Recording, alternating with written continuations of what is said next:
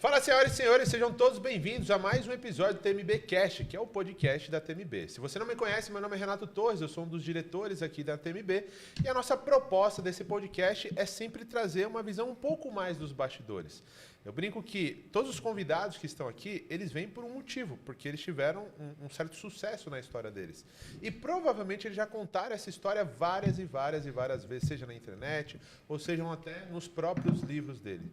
Então a nossa grande ideia, a nossa grande proposta aqui é mostrar um pouco mais dos bastidores daquela pessoa, um pouco mais daquilo que ele não costuma contar na internet, porque talvez não seja o palco, não seja o ambiente ideal, porque eu acredito que nesse lugar a gente tem muito aprendizado que justifica com que você dedique seu tempo para estar aqui com a gente.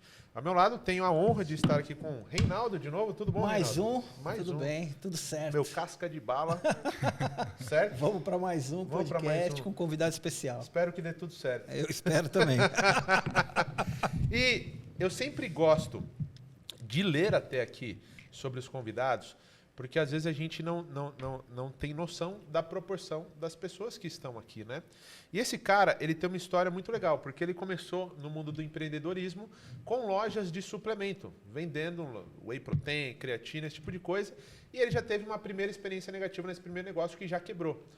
E aí, você sempre pode olhar aquilo como algo negativo ou qual que é o lado, qual que é o aprendizado que tira daquilo. E aí, ao longo da trajetória dele, ele foi fisiculturista, ele foi quarto lugar do mundo na competição onde envolvia os maiores atletas do mundo, e ao longo do tempo ele foi se desenvolvendo no mundo do empreendedorismo, e hoje ele conseguiu, para mim, que estou no mundo do desenvolvimento pessoal já faz um tempo, ele conseguiu materializar e dar uma visão mais prática para um conhecimento que é muito subjetivo e de difícil aplicação, que é sobre arquétipos e a utilização disso na construção de marcas.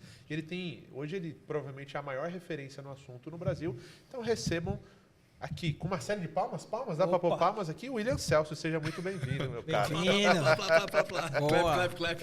Clap, seja muito bem-vindo. Muitíssimo obrigado pelo convite de vocês, é uma alegria estar muito grande aqui, pessoas às quais eu respeito muito e admiro muito, aprendo muito também, né? Hoje somos também clientes da TMB, um trabalho maravilhoso que tem feito com a nossa empresa, e vai ser um prazer falar um pouco aqui sobre posicionamento, o uso dos arquétipos e construção de marcas. Muito obrigado pelo convite, espero estar à altura dos nossos telespectadores aqui, e ensinar alguma coisa de útil nesse tempo que você vai dedicar a nos ouvir. Muito bom. E se você não conhece a TMB, deixa eu te falar uma coisa. Se você vende infoproduto e não aceita boleto parcelado como forma de pagamento, você está dando um tiro na tua testa como empresário. Por quê? O simples fato de você aceitar boleto parcelado como forma de pagamento vai fazer você dobrar o faturamento. Você não vai perder a venda no cartão. Estou falando que você vai dobrar aquilo que você já faz. Por quê? Limite médio de cartão de crédito do brasileiro é de R$ 1.400. Então, só por isso, se o cara comeu 2 pizzas no mês e você vende um produto de R$ 1.000, ele já não teria condições de comprar. Então, se você vende infoproduto, procura o link aqui embaixo, entre em contato com a nossa equipe para que você entenda um pouco mais sobre a nossa plataforma. Will, para a gente começar aqui, a gente tem um quadro meio Marília Gabriela.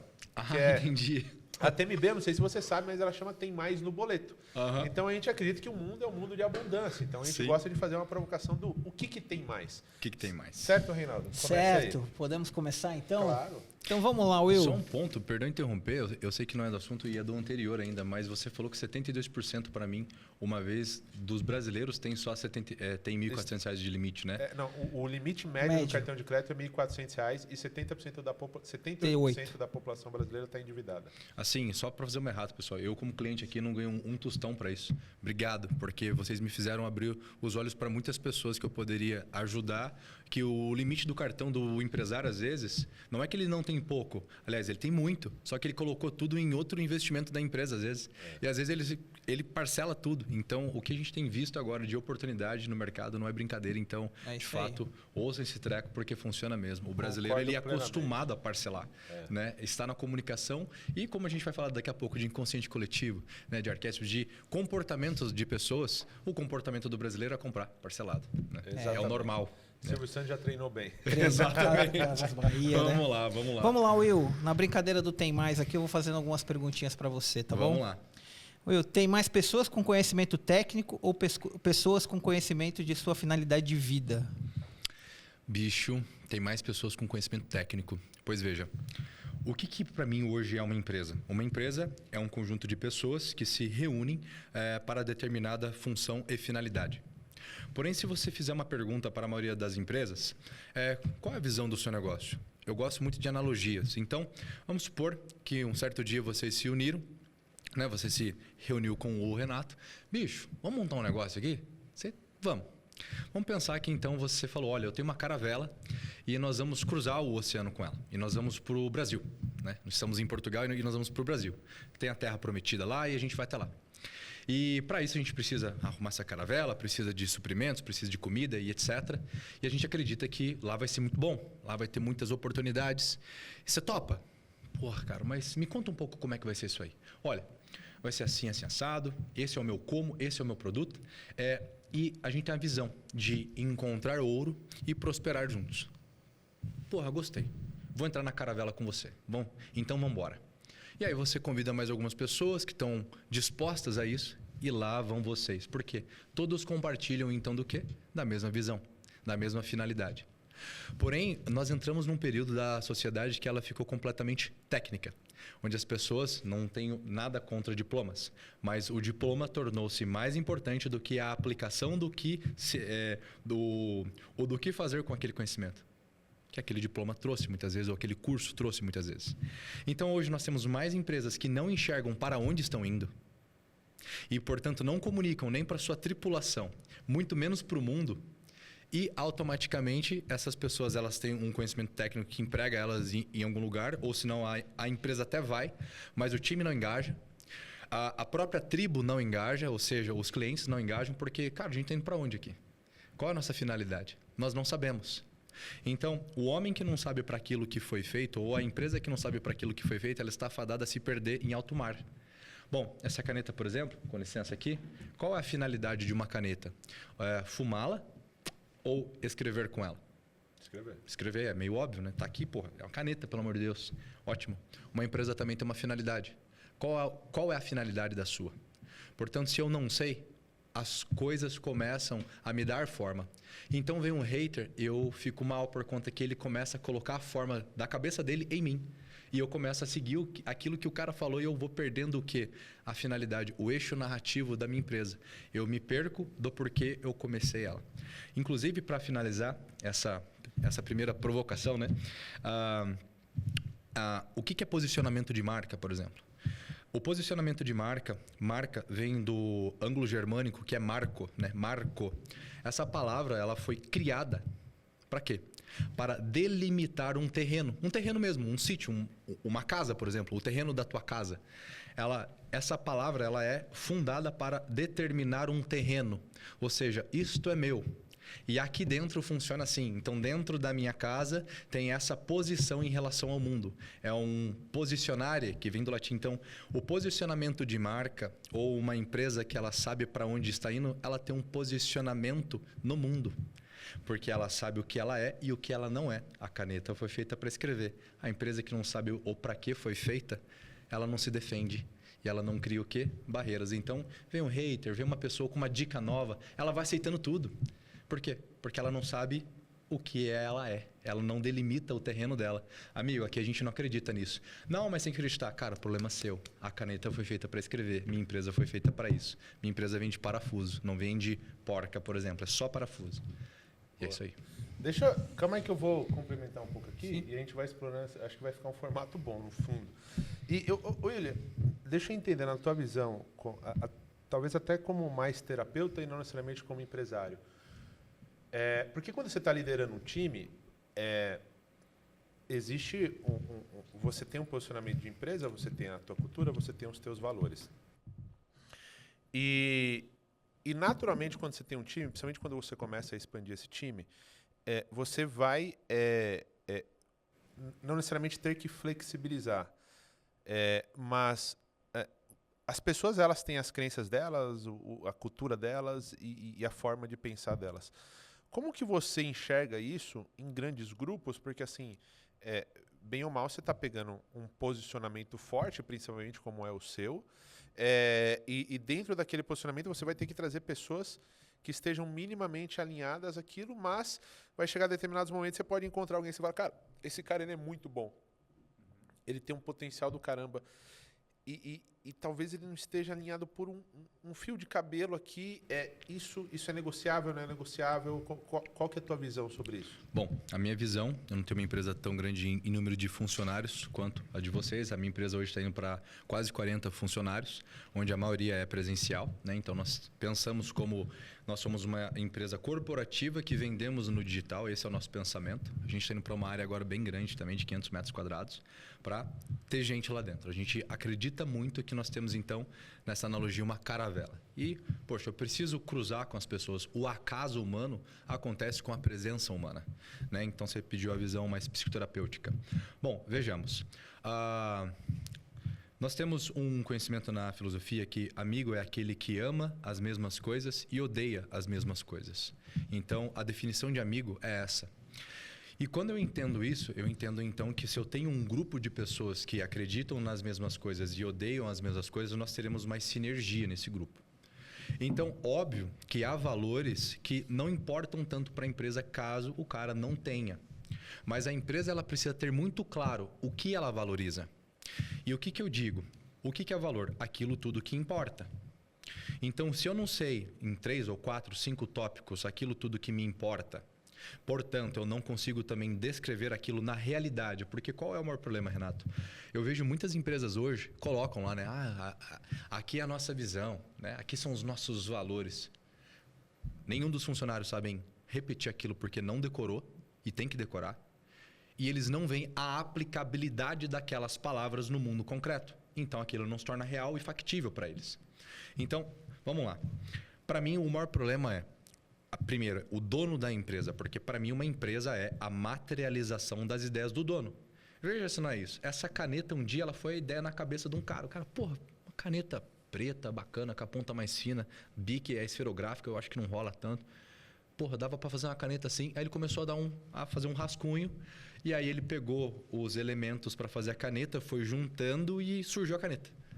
Então, uma empresa é a materialização das ideias de alguém. Então, uma empresa antes, ela é algo imaterial. Como também valores. Como também uma visão. É imaterial. Como é que se materializa? Com um ato, né? Que é o conceito da metafísica de potência e ato. Cara, eu penso que posso fazer. Estou fazendo. Agora, olha só, bicho. Cria uma empresa. Ela é uma materialização de mim. Meus valores estão nela, mesmo que eu não tenha consciência disso. A minha visão de mundo está nela, mesmo que eu não tenha consciência disso ou não leve isso a sério. Que, bom, vocês sabem como lideram os times grandes, isso é essencial. A empresa até claro. Automaticamente, o cara vai lá, beleza, eu entendi que isso é importante, então vou levar a sério. O cara coloca os valores dele. Se ele não encontra funcionários que acredite naquilo também, e quando ele vê acontecendo, por exemplo, nós temos o nosso primeiro valor, que é o encantamentual. É o de número 1 para nós. O que ele significa na prática? Bom, são tópicos, mas alguns dos tópicos é surpreender e cuidar muito bem dos membros do time, como também dos clientes. Então, a gente cuida da gente muito bem primeiro, para depois cuidar muito bem dos clientes. Então, por exemplo, a gente está vendo agora academia para todo mundo, tem médico para todo mundo e é um baita médico para todo mundo. Nós temos várias ações práticas que o cara vê aquilo que está escrito ali, vivo. Então, ele fala assim, caramba, isso que está escrito na parede, a gente está vivendo isso. Então, a gente, mensalmente, uma vez por mês, nós temos o Dia da Cultura, onde nós... Todo mês, vamos anotando tudo que vai acontecendo de errado de acordo com a cultura e de certo. E a gente vai nomeando e vai dando nome aos bois e vai dizendo, olha, isso é por conta desse valor.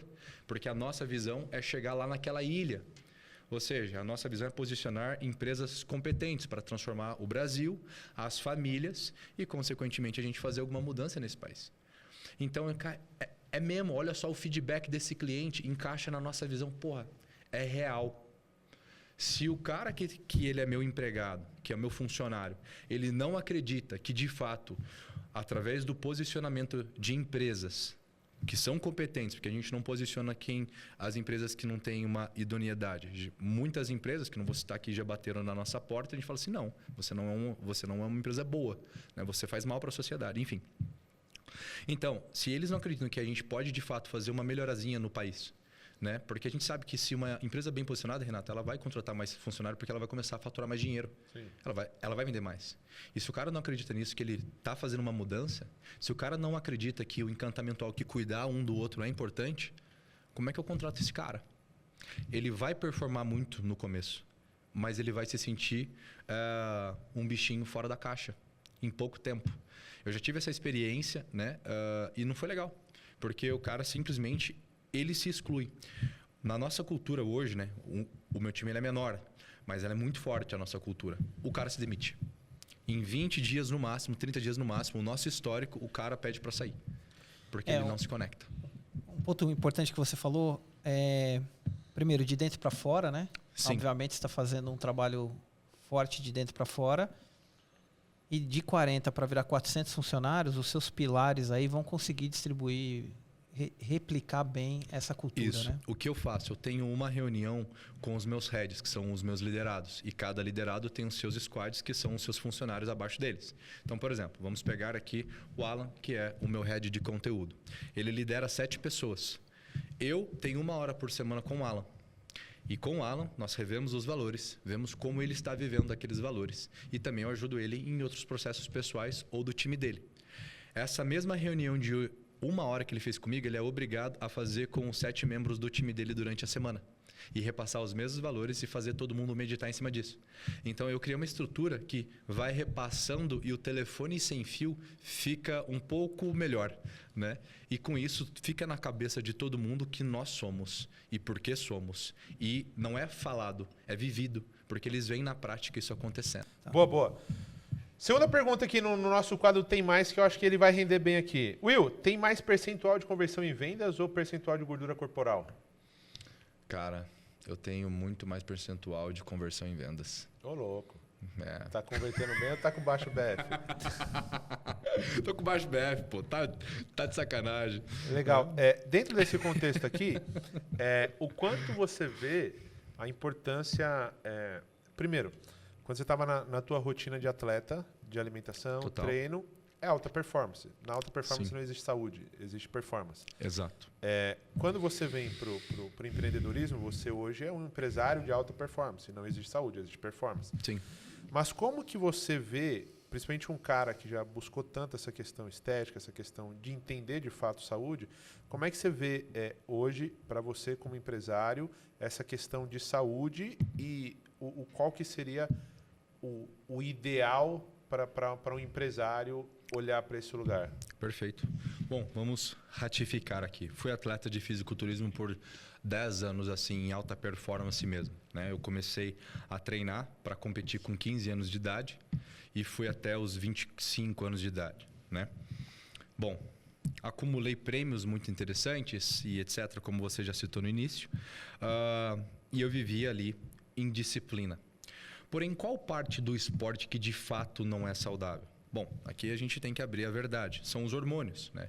Um atleta de fisiculturismo, como eu era, utiliza. Quando eu falo que a alta performance não é saudável, não é nem só por conta dos hormônios. Então, assim, você leva teu corpo no extremo sim, o tempo inteiro. articular, no Total. extremo físico, que é Perfeito. necessário para alcançar lugar. aquela finalidade. Isso. Né? E eu penso que quando você transfere, então, essa disciplina que você também, querendo ou não, adquire, né? Que é uma virtude ali da fortaleza. Você resiste a tudo, cara. Você resiste a não comer o negócio, você resiste ao cansaço. Enfim, você vai aprendendo a resistir. Você vai ficando mais casca grossa, essa é a verdade. O que as pessoas hoje não veem, bom, vocês têm isso de sobra, nós estamos numa geração de pessoas que estão tornando-se cada vez mais frágeis pela falta de atrito. O que é o atrito, pessoal? O atrito é quando duas coisas se chocam e elas começam a se moldar. Olha que interessante isso aqui, um conceito aqui filosófico e psicológico, inclusive, né? O que é uma virtude? Uma virtude é um ato bom.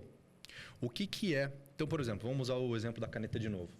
Se eu pegar essa caneta para escrever com ela, eu dou dignidade para ela ou eu estou pervertendo ela? Depende do que você está escrevendo. Se for a merda que você está escrevendo, né? Estou escrevendo aqui um simpósio, né, de posicionamento. Pô, é algo bom. Uhum. Se eu pegar essa caneta, né, por exemplo, para mordê-la, eu estou pervertendo a finalidade dela ou estou dando dignidade? Eu estou pervertendo. Beleza. A mesma coisa que eu penso quando a gente fala desse princípio das virtudes. Então, hoje, né, estamos falando de pessoas. As pessoas estão tendo muitos atos ruins. Comendo mal, dormindo mal, assistindo coisas ruins, perdendo tempo com uma série de coisas. E isso vai enfraquecendo ela, porque ela não está usando a finalidade de ser humano dela para aquilo a qual ela foi criada para ser. O homem ele foi feito para ter atos bons, que é o quê? Poxa, eu prefiro dormir até mais tarde. Mas eu sei que a sensação, depois que eu acordo e começo o meu dia, é melhor. Dá uma sensação boa. Isso é uma prática de uma virtude. Por exemplo, eu ao invés de comer... Que vontade de comer, né? Todos esses... esqueci o nome disso Macarrão. aqui. Esses macarrons maravilhosos. Cara, mas eu não posso. Eu vou tomar minha água porque eu sei que o açúcar não vai carregar e eu estou em dieta. Então, estou trabalhando aqui a minha prudência. Cara, estou escolhendo melhor. Estou tomando uma decisão melhor. O que eu quero dizer, então, com a prática das virtudes, que é o que a gente leva muito para dentro da empresa, inclusive, e é um princípio do posicionamento, que é dar dignidade à sua empresa. Nós, hoje, entendemos que estamos tendo, infelizmente, uma geração mais fraca. E elas não praticam as virtudes. Então, se tornam mais fracas em seus atos e em seus comportamentos. Para mim, a vida de um atleta, né, a qual eu não sou mais, ela me trouxe isso como consequência, a prática das virtudes. Então, quando a gente fala em alta performance, é alta performance para quem? Porque talvez a alta performance, a minha alta performance hoje, ela seja muito para algumas pessoas e muito pouco para outras, talvez. Então, é o que nós temos que analisar, é o indivíduo em si. Cara, o que é alta performance para esse cara? Porque às vezes o supino reto, para ele, com 10 quilos é o limite. Para mim, eu fazia supino reto no auge da minha carreira com 220 quilos. Eu agachava com 300 quilos, mas depois de 10 anos treinando para chegar naquilo.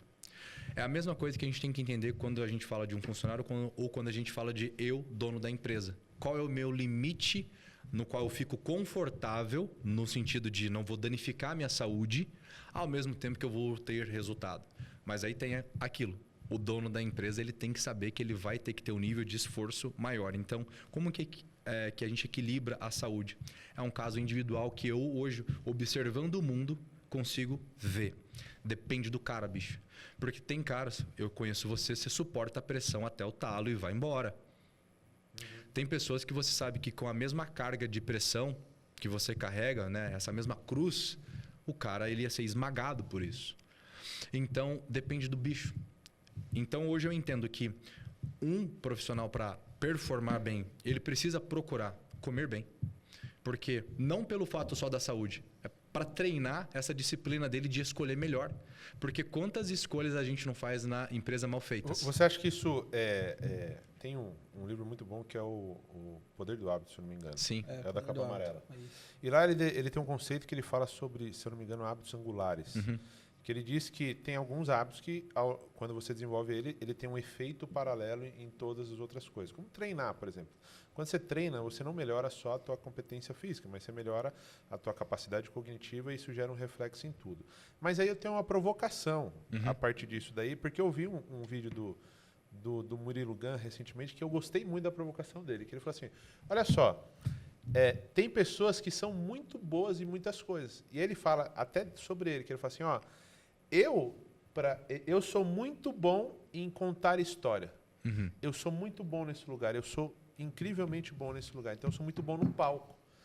Só que eu sou péssimo em cuidar da minha saúde.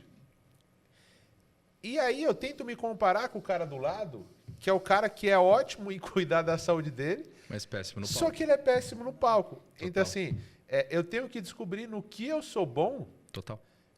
E entender a limitação que eu tenho naquilo. Então, na tua visão, porque assim, aí você fala, porra, isso faz sentido, mas como é que o ser humano ele vai lutar contra esse lado fraco dele mesmo e qual é o momento que isso é superado ou não é superado e para ele sempre vai ser um fardo, entende? Aí é o princípio da individualidade. Veja, tem funcionários que você coloca ali que você coloca que o cara começa a performar muito rápido, muito bem. Tem o cara que passou pelo mesmo treinamento, ele não performa e demora um tempão, mas quando rampa vai que vai também. Ou pula fora. Sim, a caneta foi feita para escrever, não para fumá-la. Então tem pessoas que têm finalidades claras, têm habilidades melhores. Por exemplo, a minha habilidade, ela não é a habilidade de ser, por exemplo, do financeiro. Eu sempre vou ser o cara que mais vou querer gastar. Porque eu gosto muito de experiência do cliente, eu gosto muito dessas frescuras, né? Que para mim é total diferença aí no nosso negócio. Mas ao mesmo tempo, o que eu não sou bom, eu preciso ter a humildade de dizer, cara, isso eu não sou bom e passar para quem é bom. Mas isso não me descarta de conhecer pelo menos aquilo, de praticar minimamente. Então hoje, minimamente, eu pratico o financeiro. Então, para mim, na minha visão, e é o que eu concluo, o homem que entende que possui uma fraqueza, que não é um ato bom, e mantém naquilo, ele está dizendo que eu sou bom no mal, então. E não luto contra a minha inclinação eterna e ruim. Vamos trazer aqui um assunto de história e de filosofia. Não tem nada a ver com teologia ou religião. O Ocidente, ele é fundado pelo mito cristão, né? De Adão e Eva e etc. Will, eu sou ateu, eu sou cristão, eu sou umbanda. Estamos falando de história e estamos falando de filosofia. Longe de ter aqui, né, uma bandeira. Então, eu estou trazendo aqui, nesse primeiro momento, o mito fundacional cristão é do Ocidente. Né? Então, o mito do Ocidente é o cristão. Beleza. Então, a gente acredita que Adão e Eva foi expulso do paraíso porque eles pecaram, eles tiveram um ato ruim, fizeram merda. Né? E nós temos também uma outra história, um outro mito, que é o de Noé. Que ele vai lá e constrói aquela arca por anos e salva o mundo. Ele trabalha arduamente por aquilo. O que eu quero dizer com isso? Nós estamos fazendo aqui uma analogia simbólica do comportamento do ser humano. Perceba o nosso comportamento. Percebam vocês que estão vindo. Nós estamos consistente e constantemente em queda. Ou seja, estamos sempre expulsos desse paraíso. Ou seja, sempre você quer ficar preguiçoso. É o natural. Sempre quero, por exemplo, comer algo que eu não posso. É a minha tendência, talvez, ser mais irado. Então, vamos pegar aqui os 7 pecados capitais, que são 7 comportamentos gerais ruins. A luxúria, a gula, a avareza, a preguiça, a ira, a inveja e a soberba. Tem pessoas que têm mais inveja, tem pessoas que têm mais ira. Eu sou iradaço, né? Eu sou muito irado. Tem pessoas que são mais gulosas, elas são mais glutonas. O que eu quero dizer com isso? São atos ruins. Então, veja, se eu diagnostiquei um ato ruim em mim, e como pessoa, não um bicho que sou dominado pelo meu instinto, mas eu tenho a faculdade da minha inteligência, eu não tomo uma decisão de minimamente melhorar naquilo, e não, mas isso não é para mim, peraí. Tem algo errado com você moral. Porque você tem a oportunidade de pelo menos ser um pouquinho melhor naquilo. Não estou pedindo para você ser um atleta de fisiculturismo como eu fui, por exemplo. E ter 118 quilos de músculo com 7% de BF. Mas eu estou te pedindo para que você pelo menos pare de comer brigadeiro todos os dias de panela à noite e coma talvez carne. Para você cuidar melhor da sua própria família e do seu próprio time. É um dever moral que você tem. Com a sociedade, com você mesmo. Portanto, faça. Não, mas não é para mim. Eu sou bom, por exemplo, sei lá, no palco. Tá, parabéns. Melhora um pouquinho na outra coisa também. Porque você é uma pessoa, não um bicho. Quando você identifica, então, para concluir, uma queda em você, um problema moral em você, e você não luta contra, você está sendo bom no mal. Isso aí foi profundo isso aí. E aí tudo isso, dentro da tua equipe, você também puxa a galera para fazer o mesmo... Óbvio. A gente brinca que nós somos os 300 de Esparta. Somos poucos, mas somos todos guerreiros.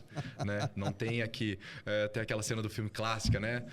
What's your profession? Né? O Leonidas, né? O Leônidas, ele pergunta por outro exército que eu não me lembro quem era. Enfim, o cara fala, sou ferreiro, né? Sou padeiro. E aí ele faz a pergunta, espartanos... Qual a profissão de vocês? Aí todos, né? Raul. Ruá é guerreiro em grego, né? W-O-O-H, né? Ruá é guerreiro em grego. Somos guerreiros, guerreiros, guerreiros. A gente não faz outra coisa a não ser guerrear. Então, é o que eu penso muito no meu time. Então, eu cobro deles as virtudes. Nós temos, no encontro de cultura, isso que eu estou explicando aqui agora, por exemplo, é 2, 3 horas de uma aula dessa. Prática de virtudes. Prática da moral. O que é bom e o que é mal. E é isso. Cara, não concordo, então você vai embora, foda-se. Assim, minha casa, marco. Então, dentro do terreno que eu delimitei no mundo, dentro da minha casa, dentro do meu posicionamento em relacionamento, aliás, em relação com o externo, funciona assim. Eu não concordo, não tem problema. Você pode ir embora então. Vamos continuar aqui, Will. Tem mais narrativas confusas ou narrativas alinhadas? Confusas. E o que é uma narrativa? Essa tá fácil. Né? Porra, é só você olhar pra sociedade, né? Tá tudo torto, cara. A galera tá num hedonismo macabro, né? Tortas. Por quê? A primeira coisa que ajusta isso é que ela compele, ela conclui. Essa pergunta ela conclui a anterior, né? Eu acho que é a primeira, se eu não me engano. O que é um eixo narrativo? Bom, vamos pensar aqui, eixo narrativo, tem um exemplo muito bom para isso. Vamos pensar na capa do livro mesmo que você trouxe, O Poder do Hábito. Então, a capa do livro, O Poder do Hábito. Eu abri o livro, tem lá o sumário. Aí você vai dar uma olhada nos capítulos, né? Você tá andando ali na livraria, deixa eu ver isso aqui. Aí tá lá, o foco e o cérebro, o hábito e a preguiça. O terceiro capítulo, né? Como desenvolver hábitos bons. Você percebe que o sumário, ele é coerente com a capa? A capa é o eixo narrativo. A capa é um eixo que prende os capítulos ao entorno daquilo. Muitas empresas, por não terem o que? Esse eixo narrativo, que é a visão da marca, que é o mito fundacional. Por que fazemos isso? E para onde estamos indo? Eu gosto de uma analogia que para mim ela é brilhante. De novo, na caravela, os capitães antigos não tinham GPS, né? Eles não tiravam o seu Apple Watch ou seu iPhone do bolso, lá o norte, enfim, não tinha, cara. Tinha um Waze, né? Tinha um Waze. 500 metros com a voz do Mickey, vira à direita. Pô, não tinha, cara. Caralho, então o cara, tipo, porra, né? Como é que eu vou me orientar no alto mar? Porra, lascou. Bom, eu brinquei aqui com o Renato no começo, né? Bom, pessoal, eu era gago, né? Eu era remixado. E eu tinha esse problema e eu estudava muito por conta disso, né? E aí eu estudei a astronomia, ali em São José, no INPE, no Instituto Nacional de Pesquisas Espaciais. E ali eu aprendi muita coisa legal. Uma das coisas que eu aprendi é que a Terra, né, tem uma inclinação de 11 graus e meio ali, e ela vai girando ali em torno dela e tem uma estrela que está exatamente alinhado ali com o Polo Norte. Enfim, de noite, para quem gosta de ver as estrelas no céu, tal, não sei o que lá, ver aquele negócio bonito, mas se você observar, tem uma estrela que ela fica fixa. Né? Tem uma imagem bem bonita que se chama Skywalker. Né? É só você procurar aí na internet, eu acho que é esse nome mesmo, e aí você vê um pontinho e todas as estrelas ao entorno girando. O que eu quero dizer com isso? Se você não sabe para qual estrela apontar, você vai olhar para tudo aquilo que está brilhando ao mesmo tempo e sempre vai ficar pulando de galho em galho. Cara, o quintal do vizinho está melhor. Eu vou mudar minha estratégia para esse produto agora. Cara, agora eu vou mudar a minha narrativa. Eu tenho uma outra ideia agora. Você não segue firme pelo mito, ou seja, pela causa pela qual você fundou a sua empresa. E aí você faz com que todos os seus tripulantes deixem de confiar em você. Porra, o nosso capitão não sabe para onde ele está levando a gente. Ele está perdido. Cada hora a gente troca a rota. E aqueles que estavam torcendo por você ou pela sua chegada lá no outro continente, por exemplo, eles começam a ver, cara, o cara não chega. Ou eu estava acompanhando a jornada dele, do nada ele mudou de rota. O que será que aconteceu? Você perde créditos comigo se eu te prometo algo e não cumpro, concorda? Sim. Se eu prometo para você que no meu restaurante é uma churrascaria e as carnes são maravilhosas, aí você chega lá, tem comida vegana, você fala assim, porra, cara, você mentiu para mim. Não, mas na semana que vem vai ter churrasco. Aí você... Mas o que é isso aqui? Nunca se esqueça. Uma marca, então, que tem a narrativa confusa é uma marca que não sabe o que é. É um posicionamento que não sabe o que é. É uma empresa que não sabe... Tem um dono que não sabe para onde vai. Então, é muito bonito de ver, porque quando você tem esses conceitos que a gente está aqui aprendendo agora e está discutindo, é muito fácil você olhar para uma empresa e ver se ela está perdida ou não. Porque você vê na hora, perguntando para os funcionários, ou vendo o Instagram da marca ou o site. Não sabe para onde estão indo. Eles não comunicam isso. Não está claro isso. E é isso. É um desafio tanto. É. Will, mais participação em campeonato de fisiculturismo ou eventos de marketing? Eventos de marketing agora. Agora, com certeza absoluta. Você vê alguma similaridade entre fisiculturismo e marketing digital? Eu vejo completa, sim. No fisiculturismo, nós temos o momento do off-season, que é o fora de temporada, e o momento pré-temporada, né? Que é o A pré-contest. gente vive no momento off-season da vida toda. O off-season é aquela hora que você come o que você quiser. Exato, né? Mas o meu não era assim, infelizmente. Meu treinador era chato pra cacete. Eu tinha uma refeição livre só na semana mesmo no off, cara. Era uma merda. Enfim. Obrigado, Gustavo. Tá, valeu. Enfim. Cara, olha só que interessante. Não há os momentos de lançamento que a gente faz, que são os picos de venda. A empresa vende todo dia, né? A de vocês vende, a minha também vende todo dia. Mas há os momentos que você intensifica para vender mais ou para uma entrega maior. No meu caso lá, nós temos uma operação super simples, né? Inclusive, o Renato, ele nos ajudou muito com essa ideia de operação simples. Nós fazemos conteúdo, gera leads, o time comercial atende, vem para imersão. Fim. E nós fazemos esse processo diário. Então, é como se eu estivesse fazendo dieta e treinando todos os dias. Normal. Porém, 2 semanas que antecede a imersão, a gente quer colocar algumas pessoas extras. E também, além disso, vem toda a preparação do evento. Né? Porque o nosso evento, sem modéstia, é incrível. A gente tem o encantamento ao como valor número 1. Então, é mimos, é detalhes. O material didático é bizarramente bem construído. São 300 páginas, assim. A gente brinca, né? Para que uma capivara dê conta de fazer e de se posicionar. O meu material, ele é completamente autodidata. Porém, tem eu como comunicador no palco para interceder, para mediar. E além disso, nós temos hoje IAs que ajudam o cara a preencher os exercícios. Por que eu estou falando isso? 2 semanas antes, a gente trabalha muito mais. Por quê? É detalhes, tem que organizar, é fornecedor, compra as coisas e etc. Tem que chegar.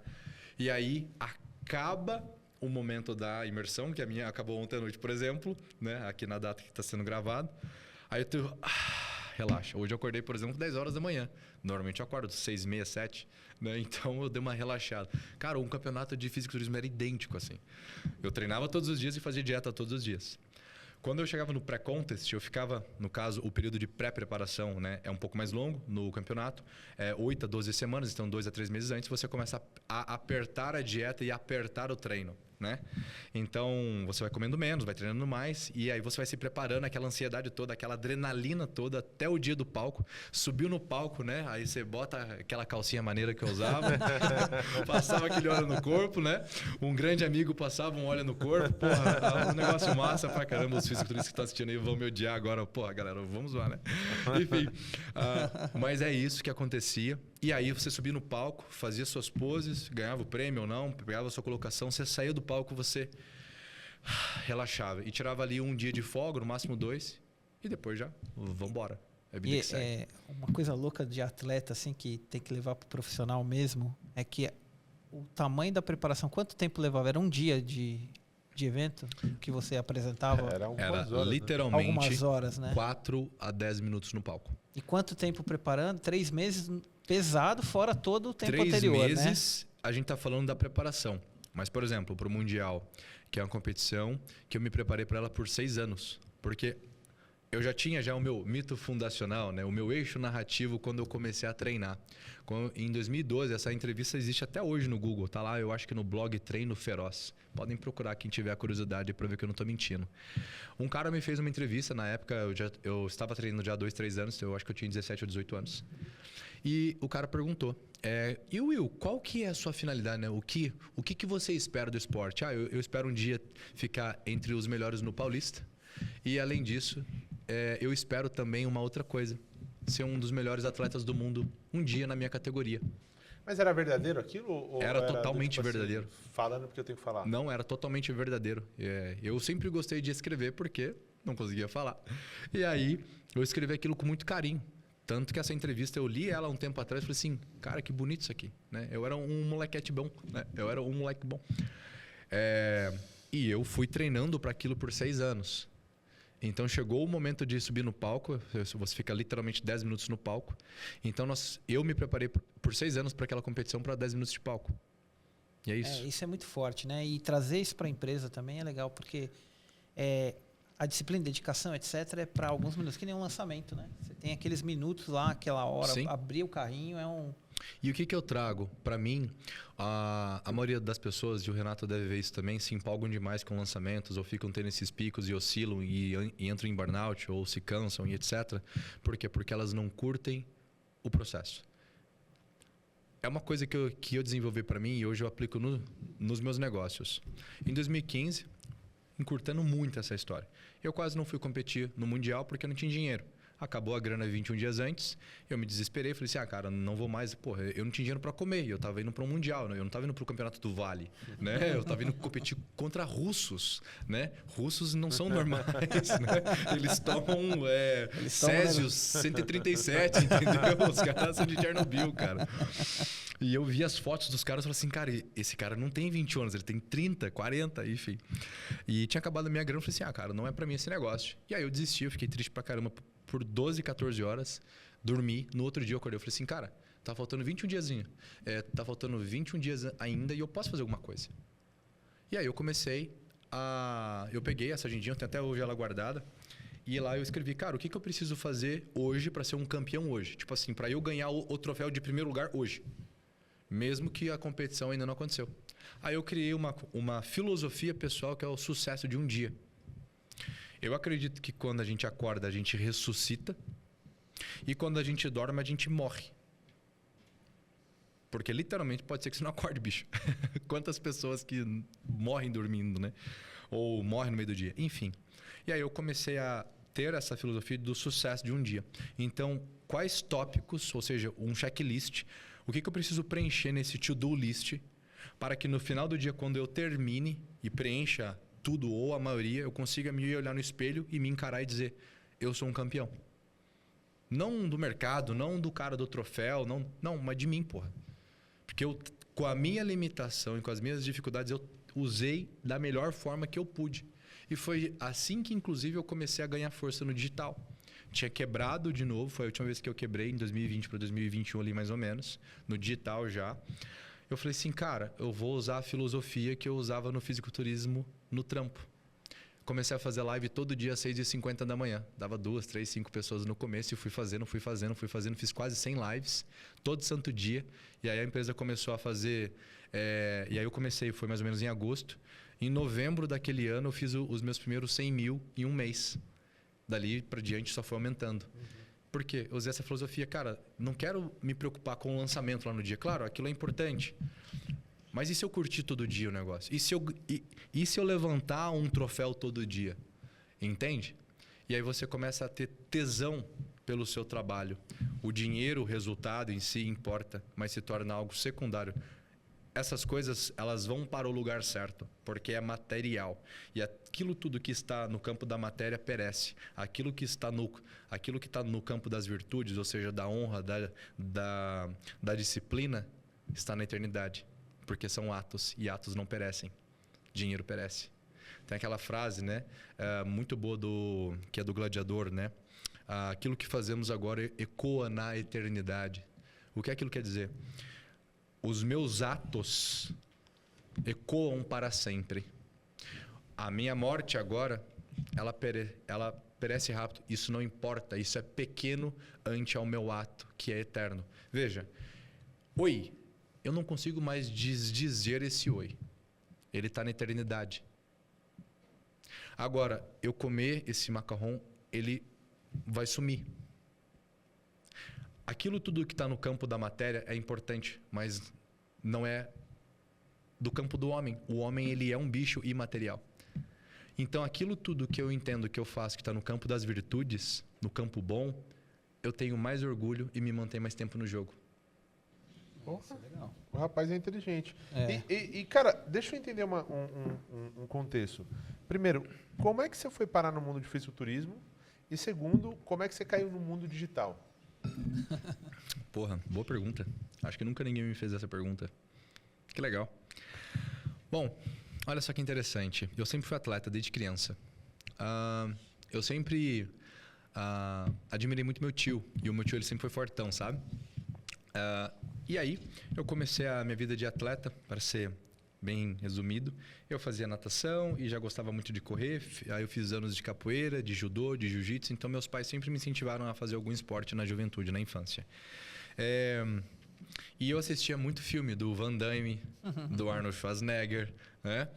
Eu falava assim, caralho, bicho, é isso aí, né, que eu quero ser. Essa máquina mortífera.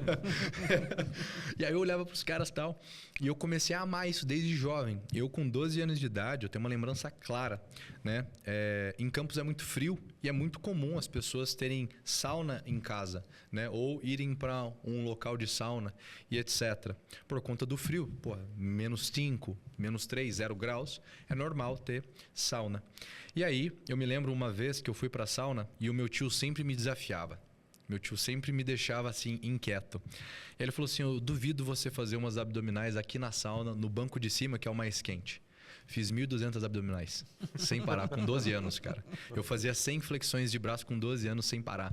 Eu sempre gostei do negócio, sabe? Bom, e aí por último, eu fui atleta de motocross dos 4 anos de idade até os 12, mais ou menos 13. Não porque eu era rico, mas porque meu pai era mecânico, porque é um esporte muito caro. Então, eu não gastava com a moto, né? Mas com 4 anos já pode andar de motocross? Eu tenho foto da minha primeira competição com 4 anos e meio de idade, cara. 4 anos? É pequenininho que a galera compra. Que é o mini moto, né? E eu tinha uma PW, a minha motinha. Uma PW cinquentinha. Foi minha primeira competição, que foi de uma moto emprestada de um cliente do meu pai. Porque a gente não tinha como comprar. Então foi 10 anos em cima da moto, né? Eu amava a moto, até que eu comecei a andar muito forte.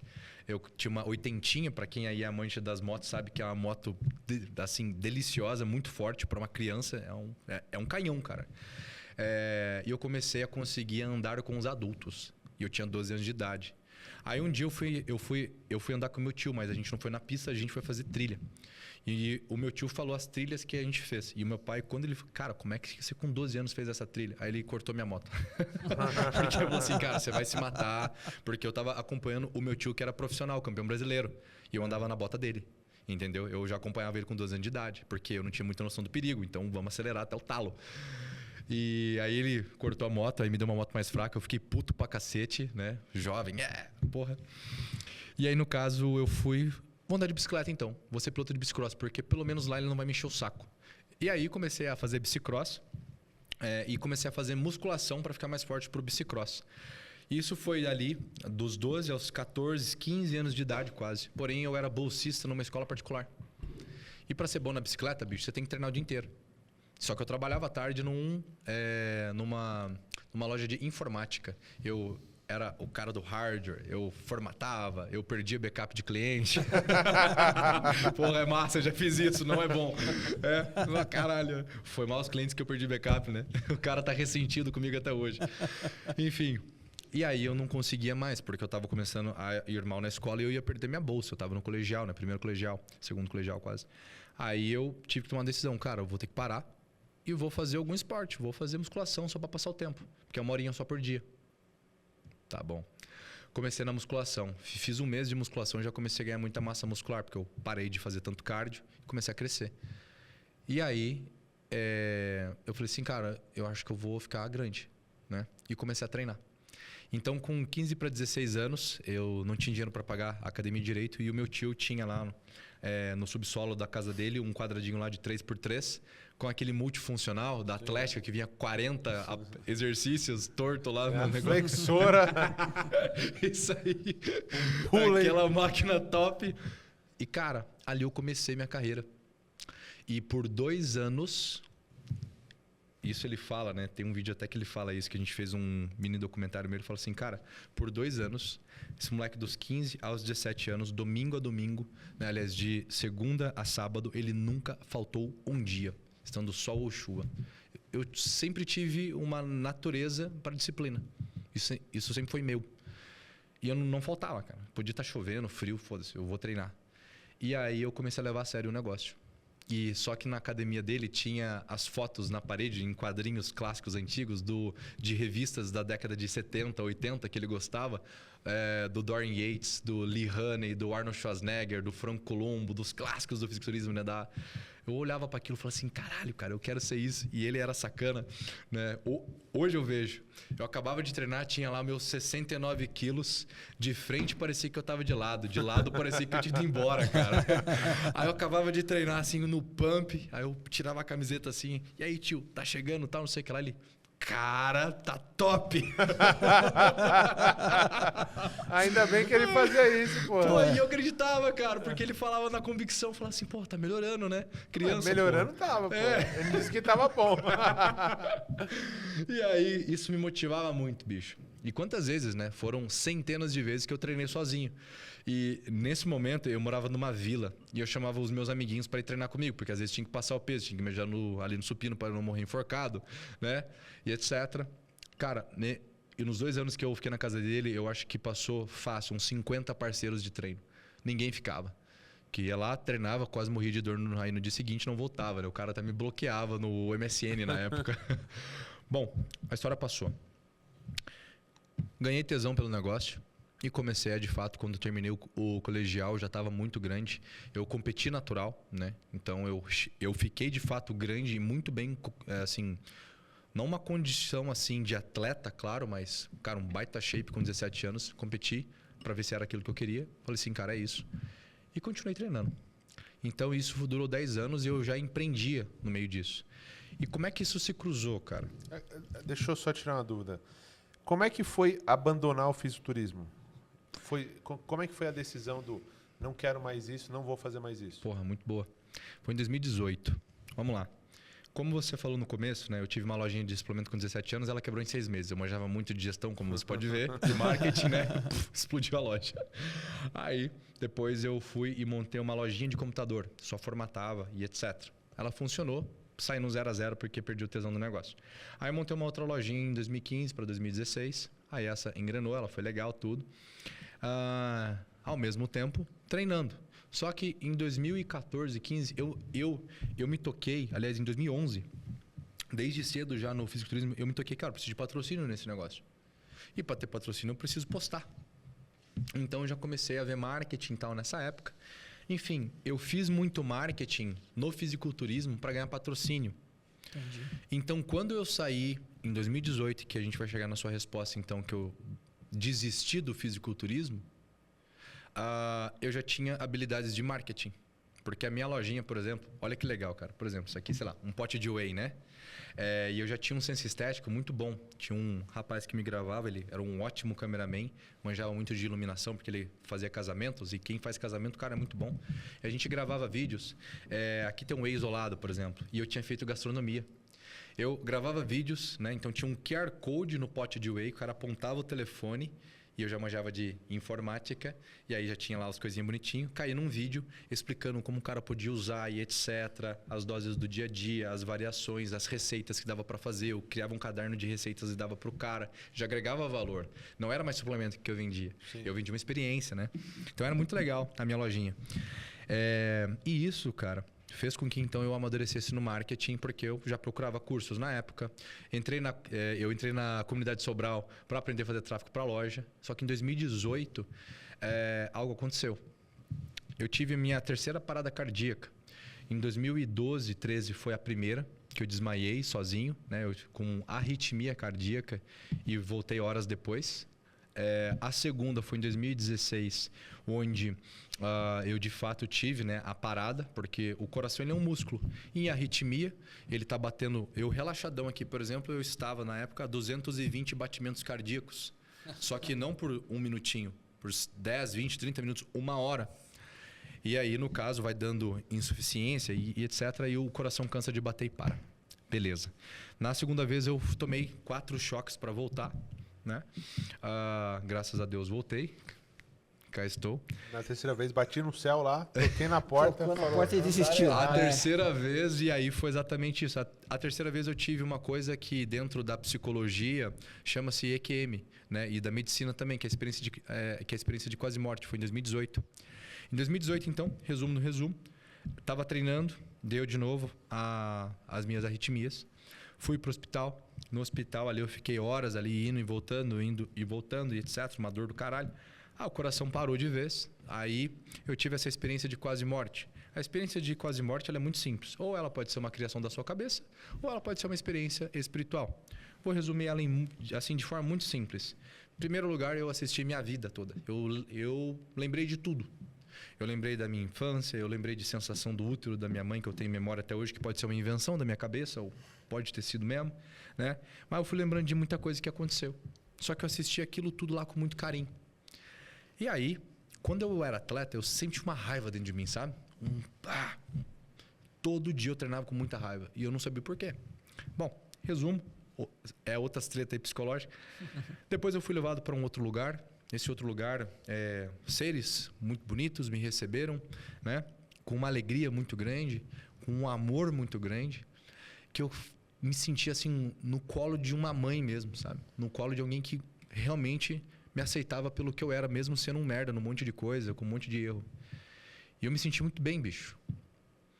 Aquela tensão que eu sentia todo santo dia, que já era inconsciente na época, mas de raiva, uma cobrança que era uma cobrança que era ruim, tinha sumido nessa experiência que eu estava consciente dentro dela, né?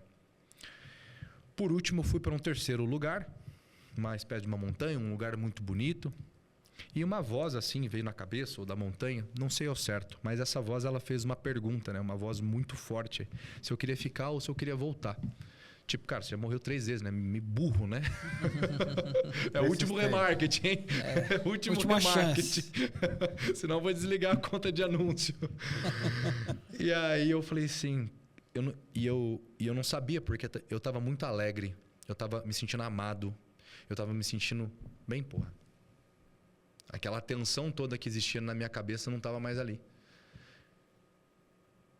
E na experiência, eu falei assim, olha, eu quero voltar. E aí a voz, ela complementou, olha, se você voltar, você vai voltar para fazer aquilo que você foi fazer. É nóis, tá firmeza. Qual é o RCF, né? O que é mesmo a demanda? Fazer a menor ideia, pô. Cara, a caneta, ela foi feita para escrever, né? Sei lá, o que você quer de mim? Bom, resumo da ópera.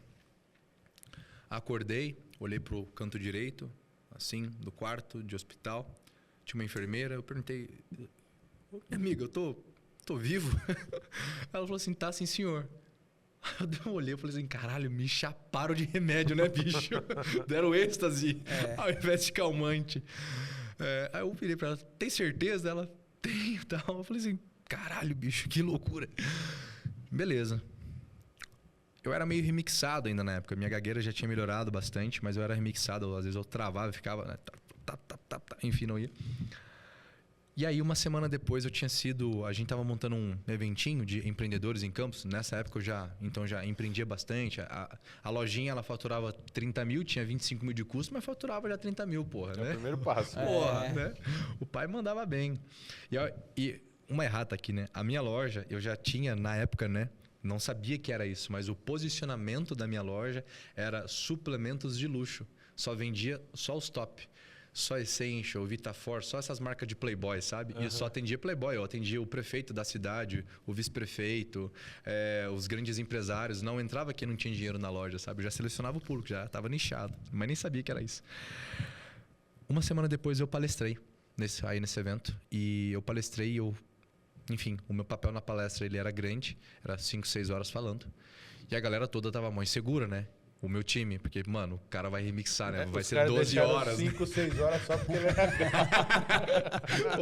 O conteúdo era menor. Era uma frase de 1 hora. Falei, mas como é gago, vamos deixar uma gordurinha. Bicho. E não é que eu falei a tarde inteira e eu não dei um... Eu peguei na chave, bateu, pegou, porra. Tipo um Opala, sabe? Que tá num dia quente, com gasolina boa.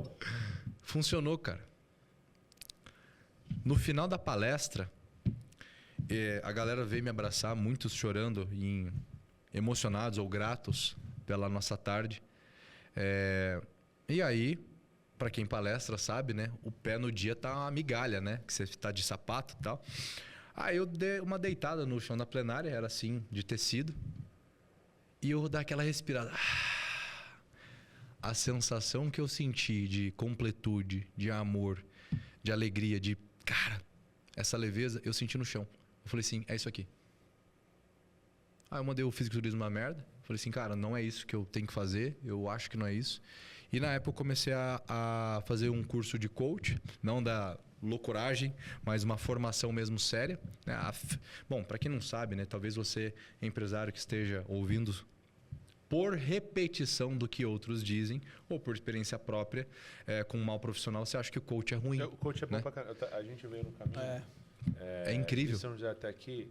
E tava discutindo, falei, Reinaldo, sabe que seria legal você a gente contratar um coach para a TMB, para que ele fique uma vez por semana lá e faça um processo de coaching com todos os líderes. Nossa, impressionante. Então, assim... É maravilhoso. Infelizmente, por conta do que é falado, coach pega é a parte coach ruim, aquilo, né? coach é aquilo. Fica defamando Tem só. profissional ruim, tudo quanto é canto. O que aconteceu no mercado foi uma onda de gente que não estudou o negócio. As formações aceleraram muito isso, gente analfabeta funcional, de fato. O brasileiro, a maior parte do Brasil Mas hoje... isso tem em qualquer carreira. Não, exatamente. E aí só que os caras aprenderam a fazer um pouquinho de marketing, né? Então divulgou muito rápido. O que é propaganda, né? Propaganda vem de propagar as boas ideias, né? Então a propagação de ideias. E propagaram ideias ruins a respeito do coach. Cara, resumo, né? Coach é uma ferramenta da psicologia, um psicólogo atendendo em determinado momento da carreira, algumas décadas atrás. O que aconteceu? Ele falou assim, cara, os caras que estão chegando para mim aqui não estão em neurose, não estão assim com problema sexual, não estão com problema de depressão. Os caras só não sabem como criar um plano melhor para alcançar um resultado. Então ele desenvolveu uma ferramenta que diagnosticava o estado atual ali do sujeito, percebia aonde ele queria chegar e percebia se ele tinha capacidades técnicas e competência e as ferramentas para percorrer aquele caminho. Cara, um funcionário, se você faz coach com o seu funcionário, é incrível. Você vê o cara rampando. Essas sessões que eu faço com os líderes, que é semanal, é uma sessão de coaching. Claro que eu sou psicoterapeuta também, então às vezes tem algo mais profundo, a gente já puxa, mas é uma sessão de estado atual para estado desejado. Fiz os cursos, aí eu fiz as formações e fui para o marketing a partir de então. O marketing eu comecei a atender como psicoterapeuta e comecei a divulgar muito lá dentro.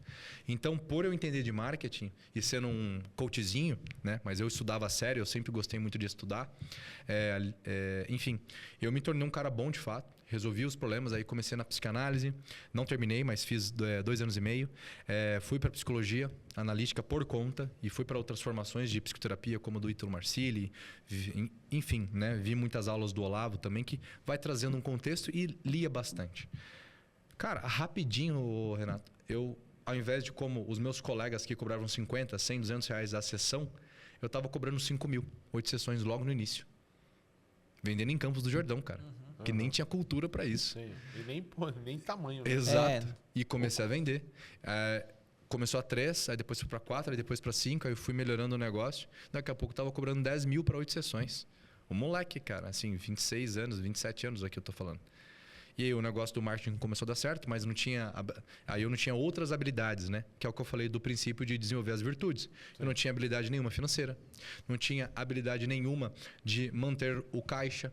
Eu sempre fiz dinheiro e esperei o dinheiro acabar para voltar a fazer de novo, porque eu fazia uma gordura e aí eu ficava assim 1 mês, 2 meses na caverna estudando. Né? E precisava vender de novo, aí eu vendia de novo. Então a empresa ela sempre foi aos trancos e os barrancos por conta disso no começo, que eu não tinha essa disciplina. Hoje em dia eu entendo que tem que vender todo dia. Então veja, se eu não tivesse me atentado a esse problema moral tratando-se de uma empresa. Né? Então é o que eu digo. Então foi isso, essa foi minha transição. Boa. Cara, encaminhando aqui. Na tua jornada empreendedora aí, qual foi o maior perrengue que você passou? Você falou assim, puta, isso aqui... 2018, foi foda. Logo nesse ano da parada cardíaca, para mim foi um divisor de águas. Logo que eu tive a parada, eu, enfim, naquela imaturidade, que graças a Deus eu a tive de querer ficar rico, rápido no caso, mas querer ficar rico. A ambição, então, foi boa, a forma de fazer foi ruim. Eu comecei a trabalhar, a tentar, né, trabalhar e a investir no mercado de opções. Opções binárias? Não, as opções da própria B3. Né? Ações. Exatamente. Então era um negócio bom. Para quem realmente é um profissional da área, consegue fazer bastante dinheiro, porque o cara estuda há anos aquele negócio. Sim. E eu fui me aventurar. Então peguei dinheiro do caixa da loja. E olha só o jeito que Deus é conosco, né? A vida, enfim.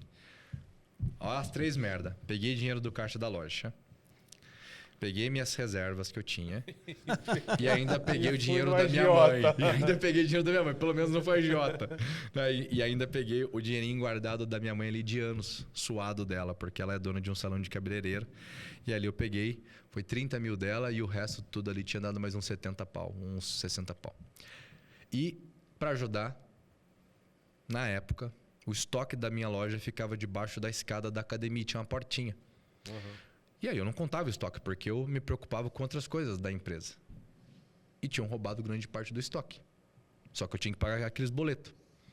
Enfim, me deu um buraco de uns 40, 50 conto no estoque. Resumo da ópera, foi um prejuízo de 100 pau. Juntando todo o bolo. De perda em opções e tudo. Você pegou o dinheiro da sua mãe para investir, é isso? É. Pra investir Entendi. Não, pra apostar. Para apostar, É, porque não era conhecia. investidor. Vamos usar o termo certo. Exatamente, né? Analfabeto financeiro, idiota, tudo, né? Cara, e esse ano eu quebrei, Renato. Eu perdi tudo. E eu tenho esse vídeo, eu mostrei esse vídeo pela primeira vez numa palestra que eu dei agora, tem 3, 4 semanas atrás, lá no Pedro Sobral. Eu nunca tinha mostrado esse vídeo e olha que massa. Eu lembrei do vídeo ali na hora. 2018, então, eu terminei quebrado. Em 2019, ali, assim, dezembro para janeiro, concluiu o rombo, assim, chegou na última linha. Aí eu tava desesperado, não tinha para quem recorrer. E aí eu falei assim, cara, eu tenho que resolver essa treta.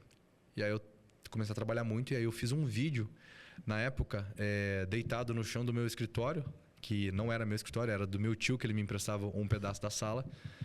E aí, no caso, eu fiz um vídeo dizendo, olha, eu tô quebrado e etc. E um dia, quando eu for mostrar esse vídeo será mostrado para uma plateia de pessoas muito grande. E eu digo para vocês para não desistirem, porque quando eu mostrar esse vídeo, eu terei não só superado essa quebra financeira que eu chamava de 89 degraus, que era 89 mil, lembrei?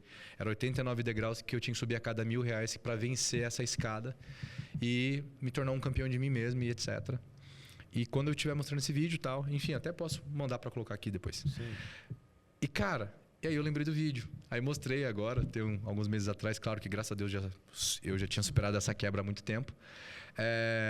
Mas foi esse ano, cara, 2018 para 2019 ali, eu não tinha quem me ajudar, não tinha conhecimentos para me levantar, não tinha as pessoas também, amigos, por exemplo, para eu recorrer e desabafar. Eu não tinha um ambiente, cara. Sim.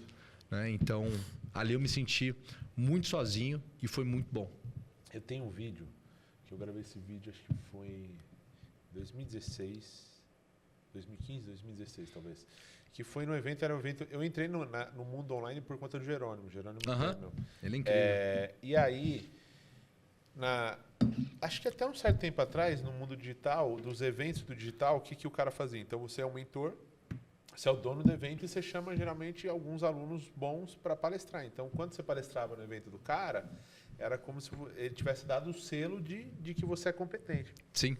E, bicho, eu fui no primeiro evento dele, aí no segundo evento eu falei, não, o ano que vem eu vou palestrar nesse evento, tipo, virou meta pessoal. E eu não consegui, porque eu não tive resultado. Eu gravei um vídeo, e esse vídeo, depois, um ano seguinte, eu usei ele, porque aí eu palestrei. Legal.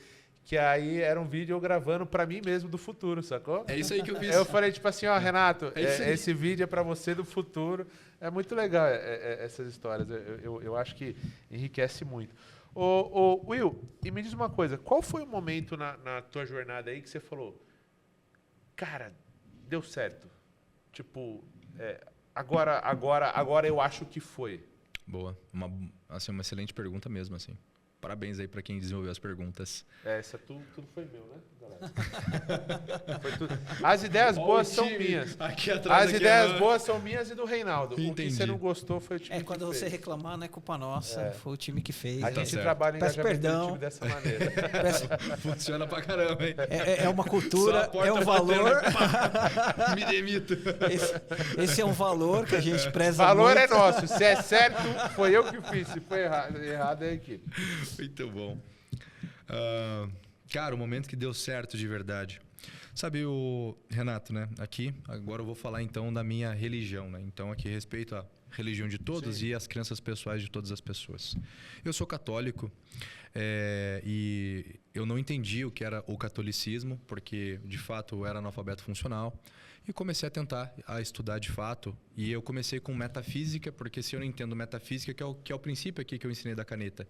Causa eficiente, causa formal, causa material e causa final.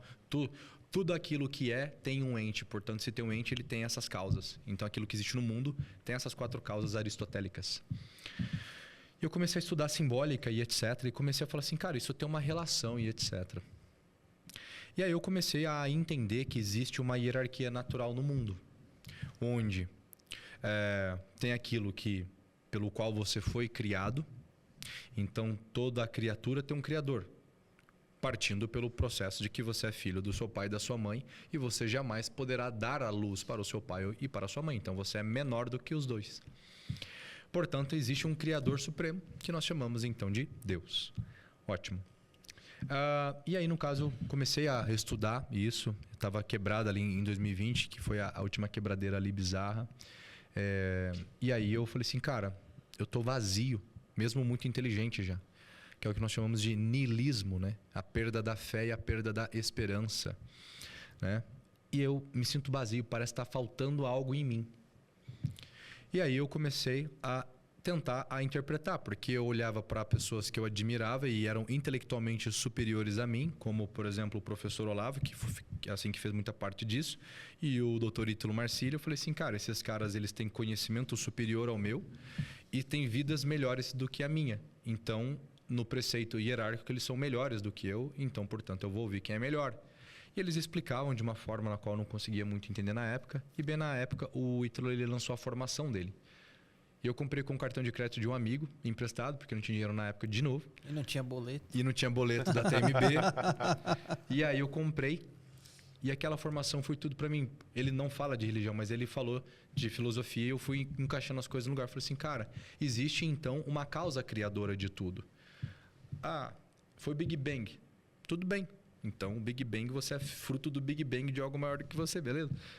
E aí eu falei assim, cara, existe uma hierarquia. Então, existe algo que o Criador quer de mim. Então, eu fui criado para algo, como a caneta foi construída para algo. Então, a finalidade da caneta... O que é uma vida boa da caneta, né? A caneta escrevendo a autobiografia dela, né? A vida que vivi, né? A vida que escrevi. Ó. E eu vivi bem porque fui caneta, né? Então, eu escrevi todas as cartas que me pediram. Eu escrevi todos os... Enfim, até o fim, até a minha última gota de tinta, fui utilizada de forma perfeita, né? Nunca deixei ninguém na mão. Sempre funcionei, nunca falhei.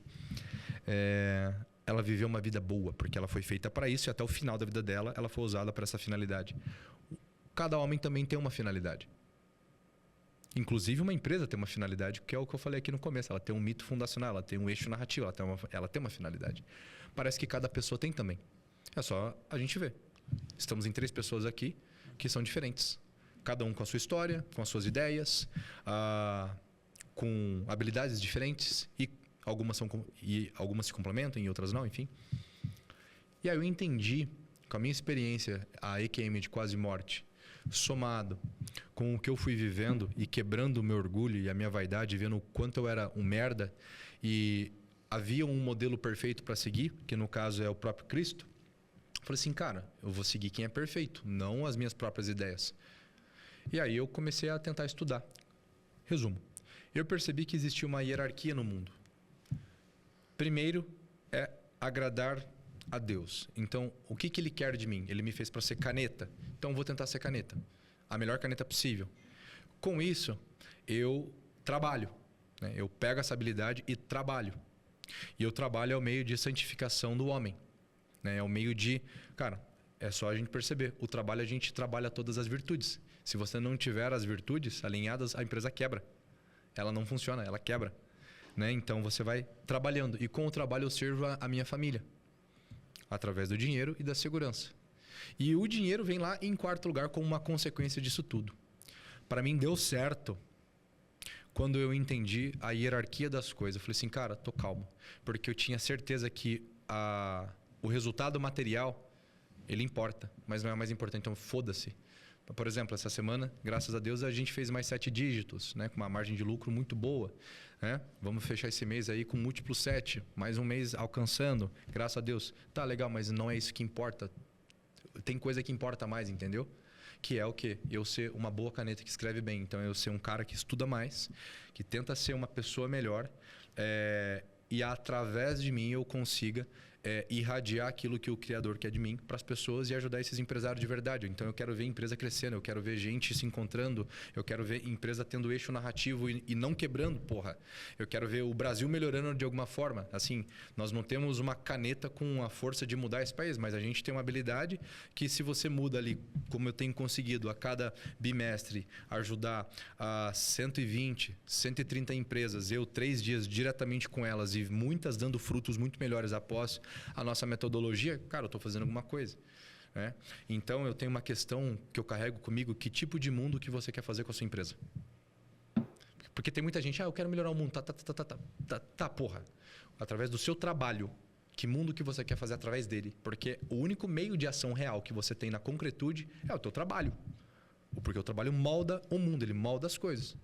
Então, que tipo de mundo você quer fazer com o teu trabalho? Quando eu encontrei essa resposta, que é a visão, portanto, também da minha empresa, nosso eixo narrativo, dei certo. Porque tem mês que a gente não bate meta e tem mês que é ruim. Porra, ter funcionário que sai, ter briga, ter problema todo santo dia, entre aspas, é ruim, mas meio que não importa, entendeu? Porque eu estou fazendo aquilo que eu tenho que fazer. Antes da gente caminhar aqui pro final, deixa eu só entender. Porque assim,